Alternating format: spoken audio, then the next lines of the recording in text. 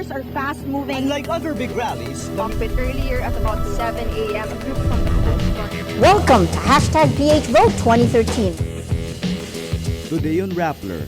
After 4 years, Justice Secretary Leila de Lima, Welfare Secretary Dinky Soliman, and Environment Secretary Ramon Paje's appointments are confirmed. My constitutional right to due process has been blatantly trampled upon by the Ombudsman, no less.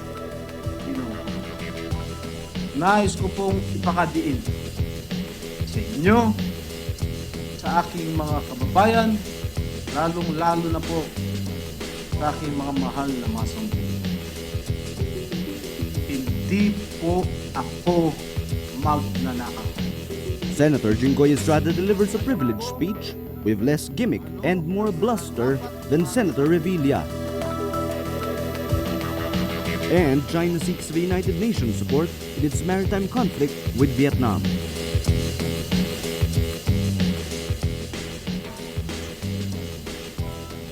Hello, I'm Natasha Gutierrez. Welcome to Rappler, your social news network. After 4 years, the Commission on Appointments, or CA, finally confirms the appointments of Cabinet Secretaries: Justice Secretary Leila de Lima, Social Welfare Secretary Dinky Soliman, and Environment Secretary Ramon Paje. Before getting the CA's nod, de Lima was grilled by Senator Jinggoy Estrada over how she has handled the probe into the pork barrel corruption scandal. Estrada is one of 3 senators charged with plunder over the alleged misuse of development funds. Whistleblower Sandra Cam also attempted to derail de Lima's appointment by raising her alleged illicit affairs. Senator Miriam Santiago previously raised an objection against Soliman's confirmation, citing her supposed shifting loyalties between presidents. Paje gets the CA's approval despite grueling questions from Senator Serge Osmeña. Commission on Audit Commissioners Heidi Mendoza and Jose Fabia are also confirmed. The only cabinet secretary left to be confirmed is Energy Secretary Jericho Petilla. Senator Jinggoy Estrada delivers his privileged speech before the Senate Wednesday. Maintaining his innocence, Estrada cries foul and says he is being demonized, along with Senators Juan Ponce Enrile and Bong Revilla. He slams the media for being selective, focusing on the 3 senators, despite other names implicated in the biggest corruption scandal in recent history. May iba pang pangalan na sinasabing sangkot sa anomalya. 28 solons nga ang sabi sa paunang balita, hindi po ba? Ngunit, bukod sa pangalan ni Enrile, Revilla at Estrada, may nakakaalala ba kung sino pa sinasabing iba pang sangkot sa anomalya? Wala po, Ginoong Pangulo.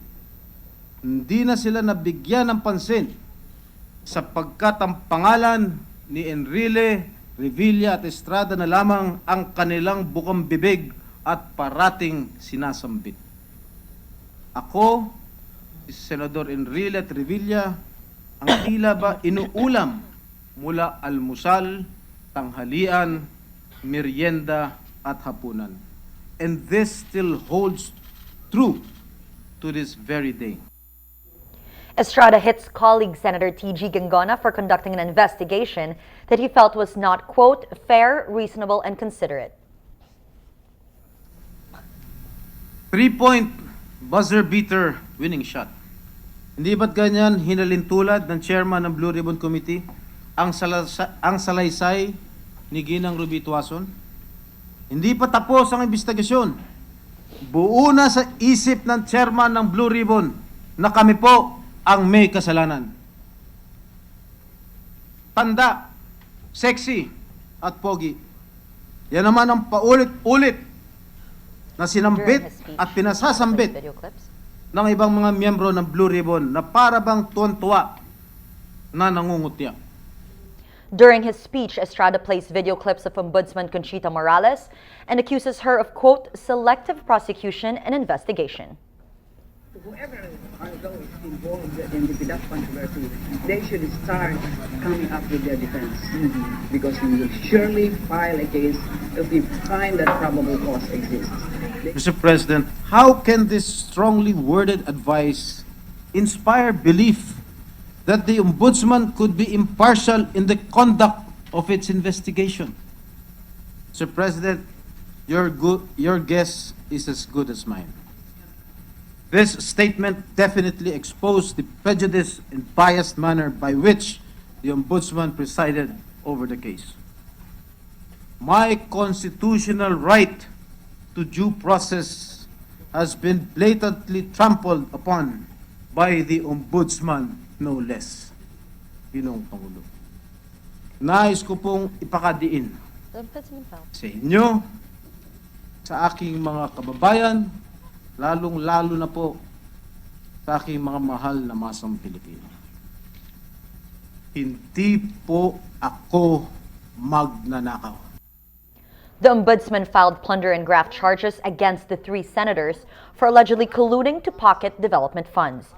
Anti-graft court Sandigan Bayan will determine Friday which divisions will handle the pork barrel scam cases. For our social media post of the day, compared to that of Senator Revilla, Senator Estrada's privileged speech elicited relatively tame reactions from people online. Nick, or at I Write As I Write, says, "See, here's the difference. Bong knows his best bet is pandering to base. Jinggoy makes the mistake of thinking he can appeal to intellect." Rom Sedona says, "Jinggoy's tack is obvious. Point out questionable moves against them, cast doubt on process followed, save nuts and bolts defense for court." Some expected Estrada to do a Revilla. Angela says, "I was slightly distressed because I expected a dance presentation or AVP." The Department of Justice, or DOJ, says it's ready to file its 3rd batch of complaints against more lawmakers who misused public money. The cases will be filed on Friday or anytime within the month of June. Justice Secretary Leila de Lima says the 3rd batch will involve more personalities. The first batch of complaints involved at least 38 individuals, while the 2nd batch involved 34 individuals. The DOJ is also preparing a matrix that makes sense of the lists submitted by alleged scam mastermind Janet Limnapolis and whistleblower Ben Hurloy. The matrix has 3 categories that group the names of those implicated according to degree of possible involvement.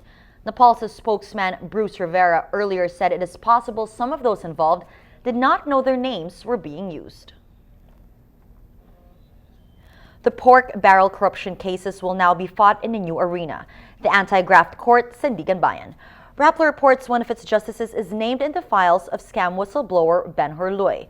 The name of Sandigan Bayan Court Justice Gregory Ong appears in one transaction entry dated November 10, 2004. A voucher listed a disbursed amount as 12,000 pesos. In 2004, the Kevlar helmet case involving Napolis and her family was still being tried by Ong's division in the Sandigan Bayan. 6 years later, Ong cleared Napolis in a graft case involving the procurement of substandard Kevlar helmets for the Marines. Ong's alleged ties to Napolis triggered a Supreme Court investigation on the justice. This is Ong's 2nd administrative case. His first was in 2010 when he was accused of violating procedures in the conduct of trials and hearings. Police arrest a leader of the terrorist group Abu Sayyaf after a 7-year manhunt by the Philippines and the U.S. Kair Mundos is listed by the United States among the most wanted terrorists in the world. He is considered a key leader and financier of the Abu Sayyaf group, whose terrorist attacks cost the death of U.S. and Filipino citizens. The U.S. State Department says Mundos facilitated the transfer of funds from the Al-Qaeda to Abu Sayyaf group leader Gaddafi Janjalani for bombings and other criminal acts in Mindanao. In an unusual move, China seeks the United Nations support in its maritime row with Vietnam. Although it has consistently rejected a third-party approach to South China Sea disputes, China claims it wanted to set the record straight. In a position paper sent to the UN, Beijing said Vietnam provoked Chinese ships near oil drilling operations at a disputed area.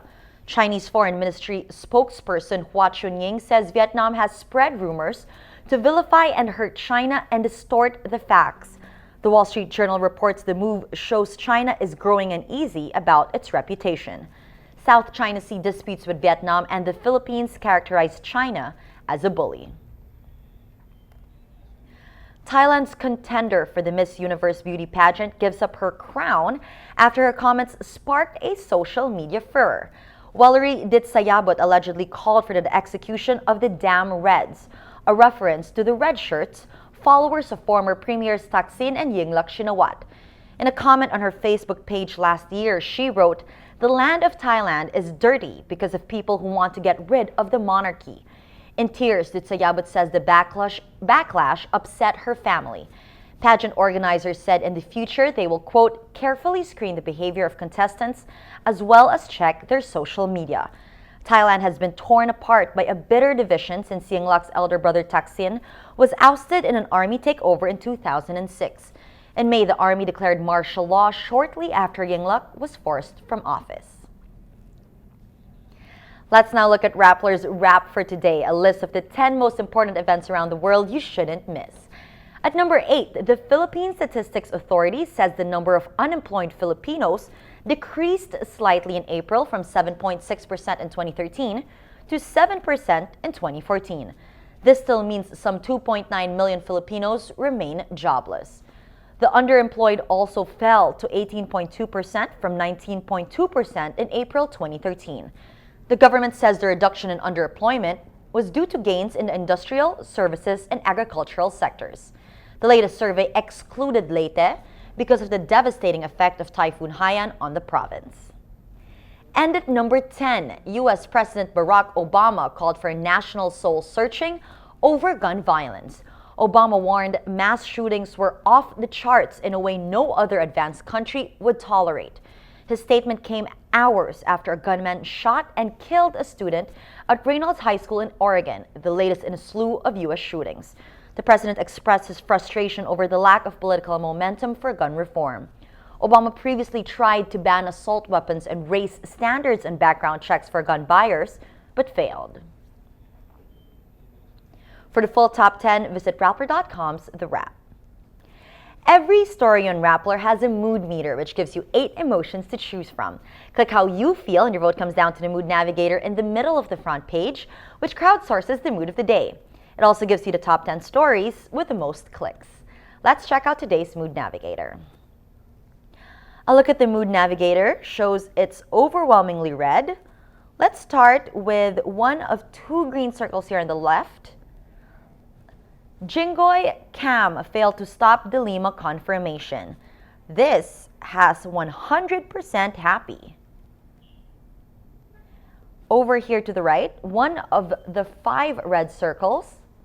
Let's see what people are talking about. This was the live blog of Senator Jinggoy Estrada's privileged speech yesterday. This has 88% of people feeling angry, while 6% say they were annoyed. And right in the middle, still the talk of the town, social media reacts to a singing Bong Revilla. This was his privileged speech yesterday. This has 72% of readers feeling angry and 20% say they are annoyed. All these stories contribute to the mood of the day.